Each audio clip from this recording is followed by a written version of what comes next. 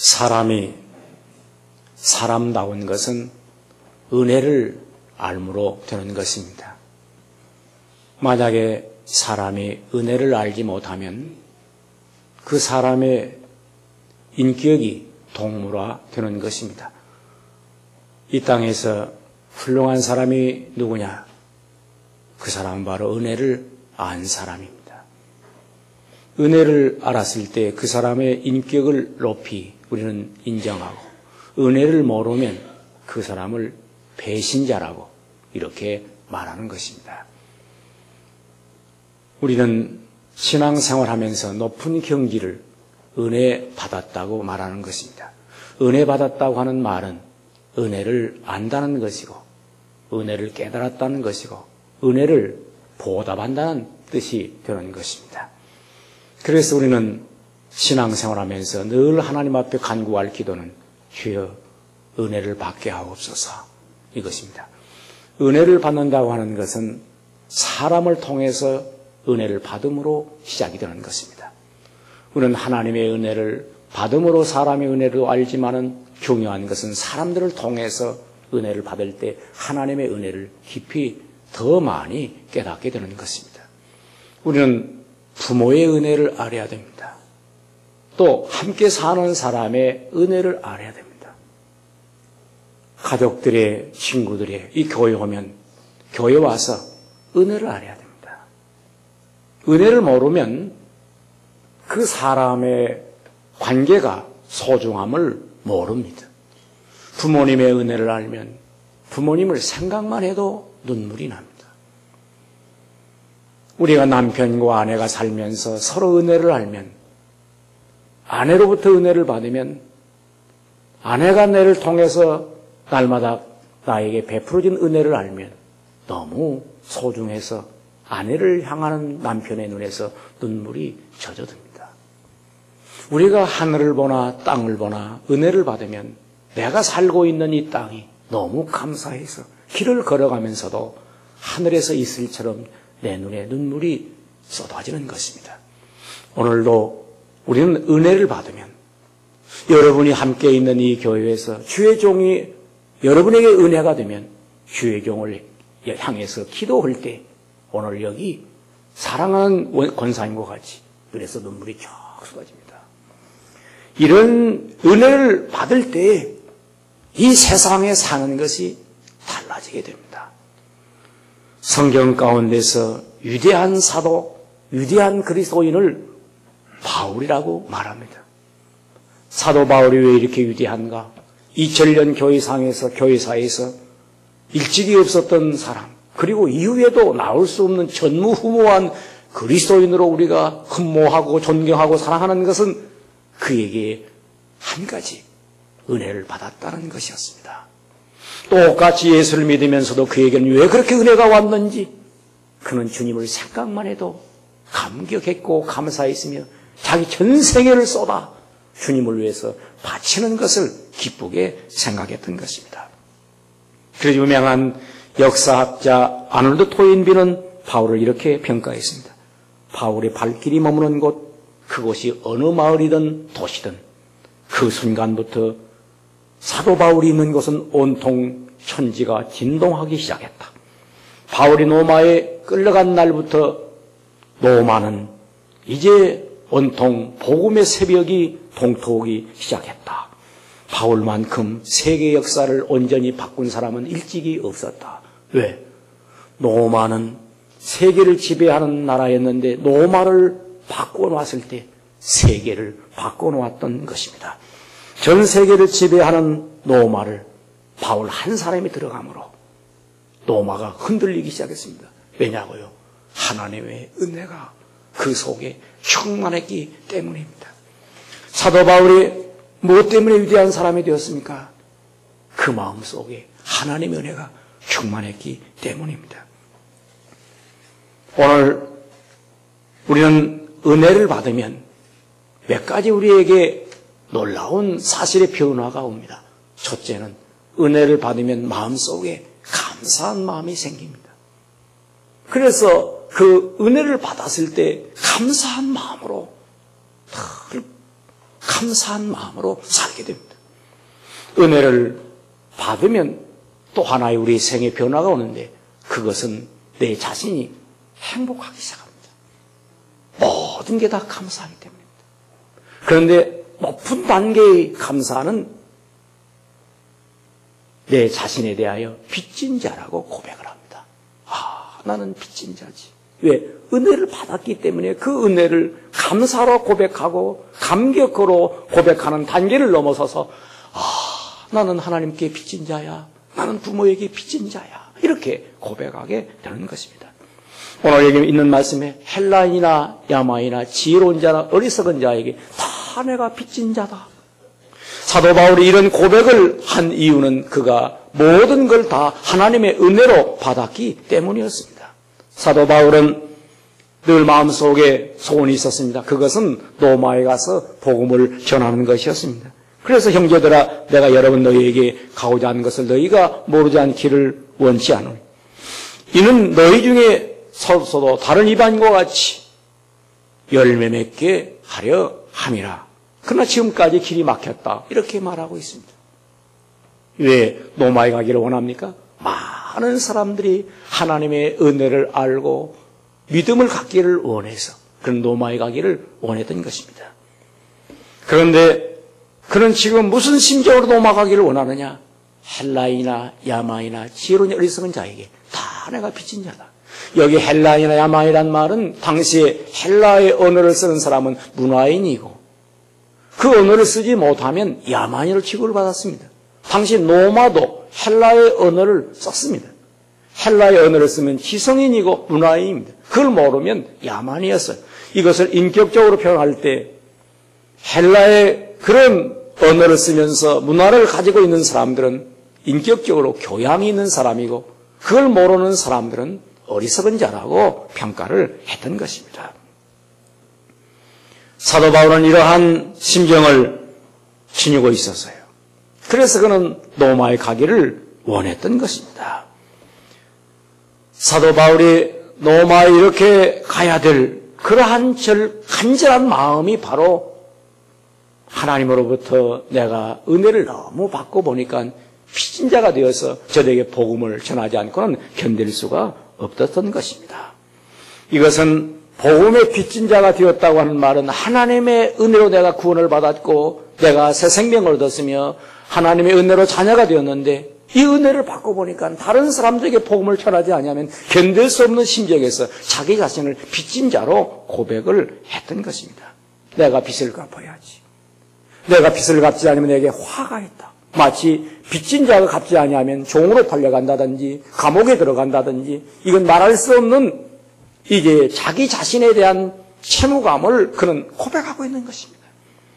이런 심정으로 그런 소아시아 유럽 일대를 그런 복음을 들고 다녔으며 마지막 그의 생명도 복음을 전하는데 아낌이 없었던 것입니다. 오늘 우리의 마음속에 하나님의 은혜가 이와 같이 임하시기를 축원합니다. 은혜를 받으면 받을수록 나 자신이 빚진 자가 된다는 이 사도 바울의 위대한 경험을 우리는 이 시간 예배를 통해서 받아야 되는 것입니다. 사실 사도 바울은 생각해보면 그는 자기가 구원받았던 것뿐만 아니라 사도된 것에 대하여 이런 고백을 했습니다.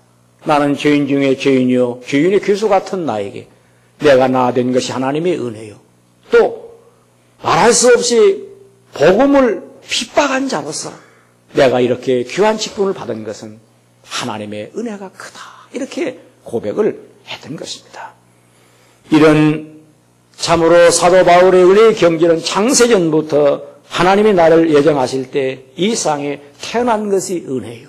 산 것이 은혜요. 구원받은 것이 은혜요. 내가 사도된 것이 은혜다. 이런 심정에서 자기 전 삶을 빚진 자로 만들었던 것입니다. 주의 귀한 은혜 받고 일생 빚진 자 되네. 주의 은혜 사슬되사 나를 주께 매소서. 우리는 찬송을 부를 때마다 주의 은혜 받고 보니 일생 빚진 자 되네. 이렇게 고백하게 되는 것입니다. 저는 이 말씀을 생각할 때마다 저를 사로잡는 감격이 있습니다. 그것은 제가 전도사 시절 이 숲속에서 탁자에 앉아 성경을 읽는데 로마서 1장 13절을 읽게 되었습니다. 헬라인이나 야마인이나 지혜로운 자는 선자에 다 내가 빚진 자다. 할 수 있는 대로 이제 너에게 복음 전하기를 원하노라. 이 말씀을 읽는데 이 빚진 자라고 하는 말씀이 제 가슴에 와 닿을 때 저는 즉시 땅바닥에 무릎을 꿇었습니다. 아, 빚진 자. 하나님의 은혜가 내게 너무 커서 평소에 눈물을 젖어 살던 내게 이 빚진 자라고 하는 말씀이 와 닿을 때 완전히 저를 사도 바울의 은혜의 경지로 들어가게 만들었던 것입니다. 그때 제 마음속에 하늘을 봐도 빚진 자요, 땅을 봐도 빚진 자요, 산천초목을 봐도 빚진 자요. 어느 것 하나 빚지 않은 것이 없었어요. 그래 제가 너무너무 은혜를 받고 부모님을 생각할 때 너무 빚진 자요. 나를 낳아주신 것이 은혜요. 여름철에 나를 낳아 모기에 물리면서 가난한 이제 환경에서 나를 낳아 길러준 어머님과 아버님이 너무 고마운 마음으로 저는 즉시 그 다음날 제 고향 땅에 돌아가서 찾아갔더니 밭에서 일을 하세요. 땅바닥에 엎드려 절하는데 제 눈에서 눈물이 쫙 쏟아지는 거예요. 어찌 일이냐. 제 마음속에는 나는 빚진 자다.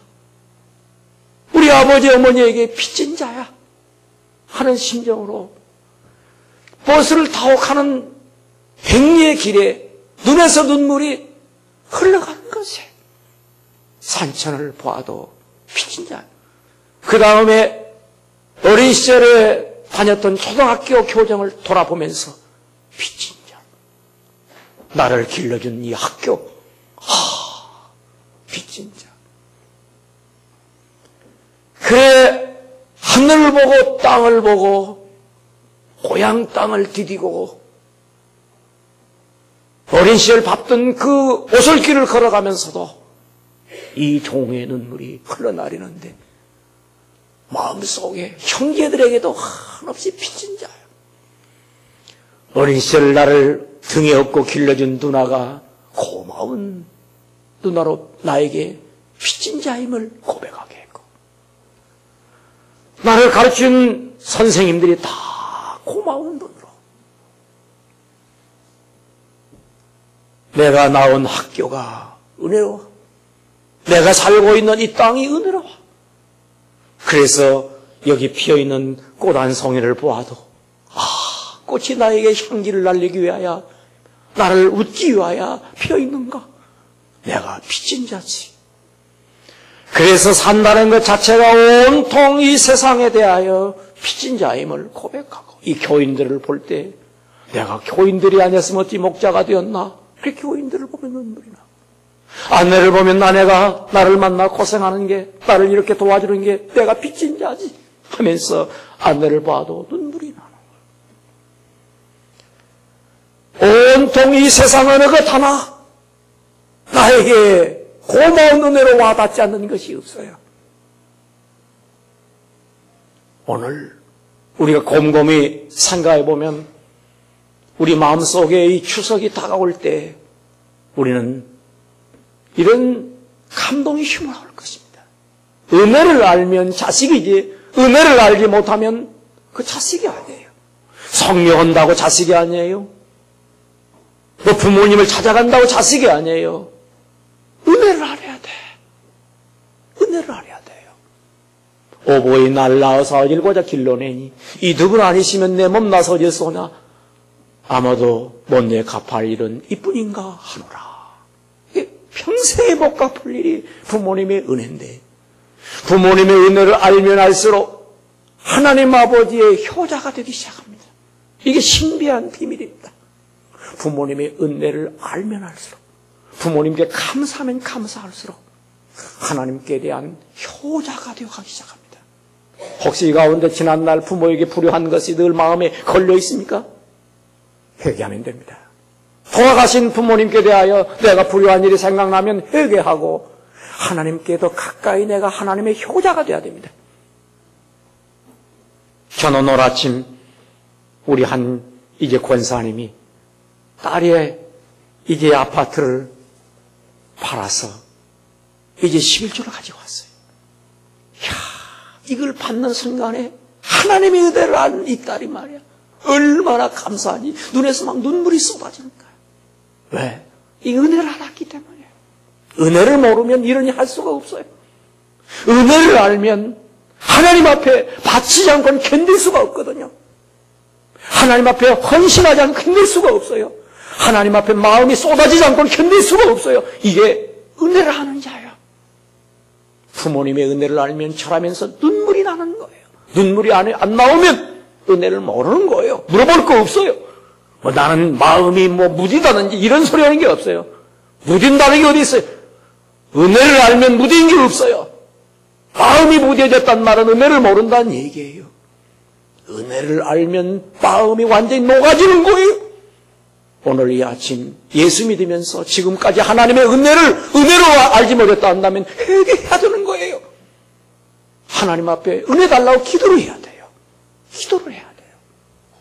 저는 결혼하고 하나님께 기도했어요. 하나님 은혜가 큰데 혹시 결혼해서 마음 변하지 않게 하여 주시옵소서. 간절히 기도했습니다. 마음 안 변해요. 그럼 어떻게 되느냐? 아내를 사랑하면 사랑할수록 하나님의 은혜가 깊어가요. 자식을 낳았을 때 기도를 했어요. 하나님, 이 자식을 낳고 마음이 편하지 않게 해주시옵소서. 보통 자식들은 자기 아이를 낳으면 마음이 싹 변합니다. 부모도 몰라봐요. 형제도 몰라봐요. 이 자식을 위해서 미래에 할 일 때문에 마음이 변하는 거예요. 자식을 사랑하는 마음 많지만 하나님을 사랑한다면 하나님의 효자 중에 효자가 되는 거예요. 어떤 사람도 자기 자식보다 하나님을 더 사랑하는 사람이 없어요. 왜? 어떤 사람도 하나님보다 자식을 사랑하기 때문입니다. 이건 인간이 가진 본능이에요. 제가 왜 그런지 아세요? 가난하다고 그래. 아무것도 없다고 그래. 그런데 아들을 가나다로 연수를 보내요. 어떻게 연수를 보냅니까? 목사님, 연수를 떠냐 있죠. 난 놀랐어요. 아무것도 없다고 그래요. 부동와서. 그런데 딸을 5천만 원을 전세를 얻어줘요. 아니, 돈이 어디 있습니까? 그 돈이야 있죠. 이것이 자식을 사랑하는 마음입니다. 그런데 하나님을 사랑하는 마음을, 그런 마음을 갖는다면 하늘이 놀랍니다. 하늘이 놀래요. 저는 가끔 그런 생각을 해봐요. 자식을 사랑하는 마음을 하나님께 드린다면 하나님이 얼마나 효자라고 할까? 얼마나 효자라고 할까? 간절히 기도했어요. 그런데 놀라운 게 있어요. 자식을 통해서 하나님께로 더 가까이 가게 하세요. 자식이 하나님을 멀리하는 것이 아니라 자식을 사랑하는 마음을 하나님께로 가게 하세요. 그래서 하나님의 깊은 심정을 알게 하세요. 오늘 우리는 하나님의 은혜를 받고 빚진 자의 심정을 지녔던 사도 바울. 그는 참으로 빚진 자의 심정으로 살았습니다. 사는 것도 그런 마음대로 살 수가 없었어요. 왜? 하나님의 은혜를 받고 보니까 빚진 자거든요. 자기 마음대로 못 살았어요. 죽는 것도 마음대로 죽지 못했어요. 왜? 빚진 자였기 때문이에요. 종은 자기 것이 없어요. 종은 자기 뜻대로 살지 못해요. 종은 자기가 권리가 없어요. 살 권리도 없고 죽을 권리도 없어요. 종은 자기 소유가 없어요. 자기 뜻이 없어요. 이게 종인데 사도 바울은 하나님의 은혜를 많이 받고 보니까 빚진 자가 되어서 자기 마음대로 살 권리가 없었어요. 살아도 주를 위해 살고 죽어도 주를 위해 죽나니 사나 죽으나 주의 것이라고 했어요. 저는 우리 교단의 선배 목사님 한 분 존경하는 분이 있습니다. 그분이 이준묵 목사님이신데 그분이 돌아가시기 전에 유언을 했어요. 내가 죽거들랑 꼭 이중표 목사님에게 내 장례식 설교를 부탁하라. 그분은 마지막 돌아가시면서도 제 설교를 듣고 돌아가셨습니다. 오늘 이렇게 설교가 되면 녹음으로 테이프가 전달되어서 몸이 거동이 불편치 않으니까 집에서 예배를 드리면서 제 테이프로 설교를 듣고 예배를 드리고 마지막 병원에서 돌아가시면서도 제 설교를 들으면서 가셨다는 거예요. 그러면서 이 목사, 나 오늘 이 목사 설교 들으면서 한없이 울었네. 왜 이렇게 눈물이 나지? 그런데 장례식 설교를 초청해서 제가 해남음으로 내려가기 전에 전날 밤에 그분의 회고록을 읽는데 눈물이 막 쏟아지는 거예요. 왜? 로마서 14장 8절에 있는 말씀을 결혼 첫날 밤에 그 말씀을 읽고 살아도 주를 위해 살고 죽어도 주를 위해 죽나니 사나 죽으나 주의 것이다. 신부에게 그 말씀을 같이 읽고는 엉엉 신랑이 우는 거야.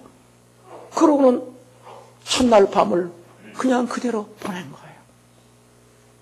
며칠 있다가 선교사로 산동성으로 떠납니다. 야, 이런 위대한 종이 계셨나? 저를 이렇게 울리는 거예요. 그런데 장례식에 가서 설교를 20분 동안 하는데 처음부터 마지막까지 눈물을 흘리며 설교를 했어요. 이런 설교는 제 생애 처음이었습니다. 왜? 중간에 조금 눈물이 날 수는 있지만 마지막까지 눈물을 흘리게 한다는 것은 이것은 내 생애 처음 있는 일인데 제가 설교하면서 이런 생각합니다. 하나님의 사랑하는 종이시구나. 이 종을 이렇게 울리시다니. 하나님의 사랑하는 종이시구나. 하나님의 사랑하는 종은 곧 어떤 자냐? 빚진 자로 살았다는 거예요. 그분은 일생 동안 빚진 자의 심정으로 살으셨어요.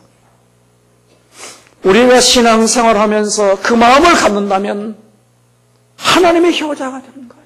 하나님이 기뻐하는 종이 되는 거예요. 이 세상을 살아가면서 모든 삶이 하나님의 은혜로 되었다고 한다면 우리는 모든 게 다 빚진 자가 되는 것입니다. 슈바이저 박사는 그의 자서전에서 그런 말을 했습니다. 나는 어린 시절 부유한 가정에 태어났다. 그래서 나는 오바를 입었고 나는 구두를 신고 학교를 다녔다. 눈이 내리는 날 내 친구들은 남학신을 신고 가느라고 쓰러지고 넘어졌지만 나는 구두를 신고 다니면서 부요를 만끽했다. 나는 매주일마다 고깃국을 먹고 몸이 튼튼했지만 내 친구들은 연약했다. 그런 어느 날 나는 학교 갔다 오는 날 뭉치기를 하면서 친구를 위에서 누를 때 그 밑에 있는 친구는 나에게 이런 말을 했다. 나도 너처럼 소고기국을 매주 몇 번씩 먹을 수 있다면 내까진 것은 문제가 아닌데 나는 너무 힘이 없어 하면서 연약한 모습으로 뭉치기를 하는데 밑에 쓰러지는 거야. 그때 그는 어린 마음에 충격을 받는 것입니다. 내가 건강해서 잘 먹고 잘 살아서 남을 누르고 괴롭힌다면 이것은 악한 자가 아닌가. 어린 마음에 그 생각이 딱 듭니다. 그리고 그는 건강해서 철야해도 공부하는데 피곤치 않아. 다른 친구들은 하룻밤만 철야하면 다 쓰러져. 혼자 이런 생각합니다. 내가 건강해서 공부해서 점수를 많이 얻는 것으로 내가 내 할 일이 다 한 것인가. 그런 생각이 졌던 그가 21살 어느 성령 강림절 날 하늘로부터 새소리가 울려오는 날 그는 이런 생각에 머물게 됩니다. 내가 이 세상에 태어나 이대로 살아서는 안 된다. 내가 30살까지는 학문과 예술 나를 위해 살고 30이 넘으면 나는 예수님처럼 다른 사람을 위해서 살아야지. 이런 감동을 받게 됩니다. 그래서 열심히 공부해서 그는 음악, 철학, 신학 박사가 30세까지 그런 박사학위를 셋이나 받습니다. 그리고 30세 되던 때 그는 의과대학에 들어가서 공부를 하기 시작합니다. 그리고는 거기서 의학 박사가 되어서 36세에 아프리카로 건너갑니다. 수많은 사람들이 백인의 무덤이라고 하는 그 아프리카 콩고 지방 람바네네로 갈 때 만류했습니다.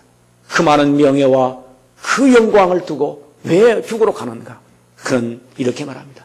나는 빚진 자요. 우리 조상들이 흑인들을 학대하고 착취하고 괴롭힌 그 죄가에 대하여 내 몸으로 지고 나는 가는 거요. 그는 드디어 아프리카에 건너가서 빚진 자의 심정으로 저들을 위해 살았고 그는 위대한 노벨 평화상을 받은 20세기 참으로 모든 사람이 존경하는 성자가 되었던 것입니다. 오늘 우리에게 중요한 것은 그런 성자가 되는 게 우리에게는 다 되는 게 아닙니다. 그건 어쩌다 있는 것이고 우리 모두 다 마음속에 한 가지 사실, 나는 빚진 자야, 이 마음을 지니는 것입니다. 우리가 잘 살고 있습니까? 그러면 잘 사는 것을 우리는 교만으로 받아서는 안 되고 내가 빚진 자지. 남보다 더 많이 배웠습니까? 그렇다면 안다고 자랑하지 말고 나는 빚진 자야.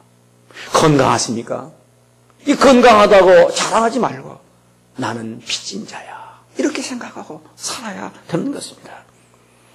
오늘 이러한 빚진 자의 심정을 지니고 살아갈 때 우리는 또 하나의 놀라운 사건이 일어나는데 그것은 헬라이나 야마이나 지혜로운 자나 어리석은 자에게 다 내가 빚진 자, 이 말은 곧 뭐냐? 복음의 빚진 자라는 것입니다.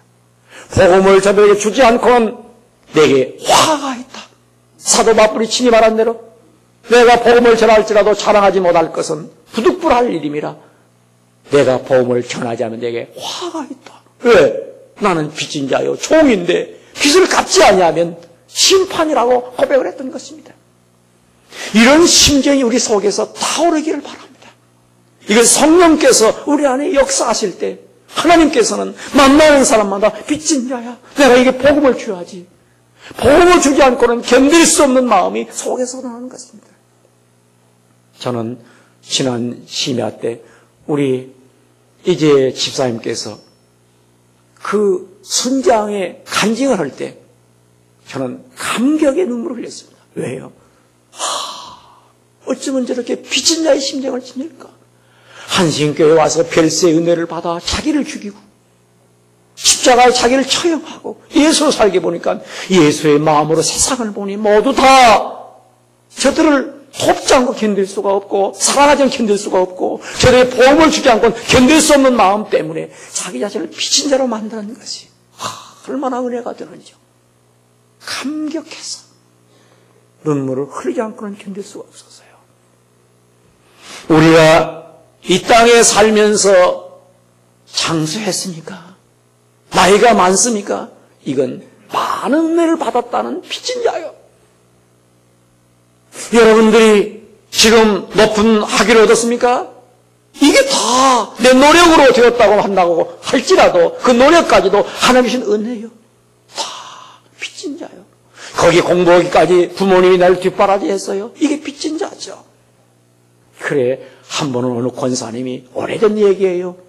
공부 잘한다고 딸을 너무너무 사랑해 주었고 학비를 주었고 이른 아침부터 학교를 가도록 도와주었고 그래서 그는 이제 토플 시험에 높은 점수를 얻어서 유학을 갔어요. 박사학위를 받았어요. 그런데 돌아올 때 그 아이를 낳고 갔기에 몇 년 동안 길러주었지만 어머님에 대한 은혜를 잘 모르는 것 같았어요. 공부를 해서 높은 학위를 올랐는데 은혜를 모르는 것 같다고 그랬어요. 그런데 공부 못한다고 구박한 딸은 고등학교밖에 나오지 못하고 저 구로공단에 이제 공원을 만나서 사는데 은혜를 알았어요. 어떻게?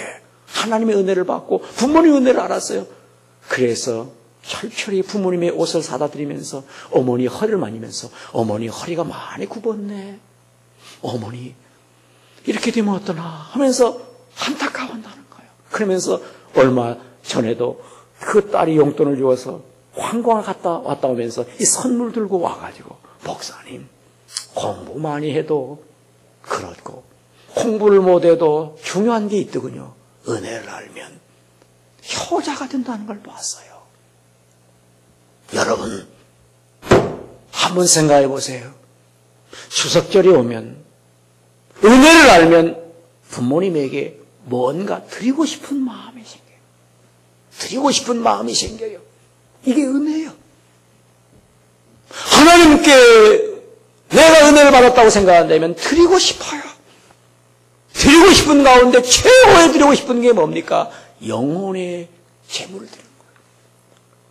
예수님이 십자가에 피를 보내셨기에 한 생명이라도 하나님께 드려질 때 하나님께 효자가 되는 거예요. 여러분, 나는 가진 것이 없습니다. 배운 것이 없습니다. 내겐 능력이 없습니다. 나는 재주도 없습니다. 이렇게 말할 수 있어요. 그러나 변명하지 말아야 돼요. 하나님께 바치는 가운데 최고에 바치는 건 생명을 바치는 거예요. 그게 뭐냐? 전도하는 거예요. 전도에서 하나님 앞에 인도에 올 때 우리는 하나님 앞에 천하보다 귀한 것을 바치는 거예요. 하나님께 우리는 돈이 없어서 물질이 없어서 많이 못 바치는 거 걱정하지 마세요. 전도하면 돼요. 재주가 없어서 갖가지 우리는 은사로 봉사하지 못한다고 탄식할 필요 없어요. 전도하면 돼요. 이것이 바로 최고의 하나님을 기쁘시게 하는 효자의 헌신인 거예요. 우리는 오늘부터 우리 마음속에 기도가 시작돼야 돼요. 하나님의 효자가 되게 하옵소서. 하나님의 은혜를 보답하는 하나님의 효자가 되게 하옵소서. 나에게도 생명을 주께 드릴 수 있는 은혜를 주시옵소서. 저는 손자를 낳고서 효자가 된다는 걸 알았어요. 아들이 손자를 낳아서 제게 딱 안겨드릴 때 그대가 효자구만. 아들을 낳아서 내게 선물로 드리다. 이렇게 기쁠 수가 없어요. 그때 제 마음속에 감동을 줘요. 종아, 네가 이렇게 손자를 품에 안아주는 내 아들을 효자라고 생각하느냐? 네가 진짜 효자가 되기를 원한다면 많이 전도하라. 내 생명을 생산하라. 이것이 바로 하나님을 기쁘시게 하는 효자가 되느니라. 이 말씀, 이 은혜를 내게 주신 거예요. 오늘 사랑하는 성도들에게 이 은혜가 있기를 바랍니다. 기도하겠습니다. 오 사랑의 주님, 은혜를 감사합니다. 은혜를 찬양합니다. 주께 영광을 드리나이다. 허물 많고 죄 많은 저희들을 사랑하소서. 구원해 주셨사오니 이 은혜를 은혜로 받게 하시고 생명까지 버리면서 저희를 사랑해 주셨고 생명의 피를 쏟아 우리를 구원해 주셨사오니 은혜를 은혜로 보답할 수 있는 하나님의 효자들이 되게 하옵소서. 우리 모든 성도를 축복해 주시고 은혜로 충만하게 하시며 지금까지 은혜로 살지 못한 모든 죄를 회개하고 하나님 앞에 바로 자신을 세울 수 있도록 은혜를 내려 주시옵소서. 예수님의 이름으로 기도하옵나이다. 아멘.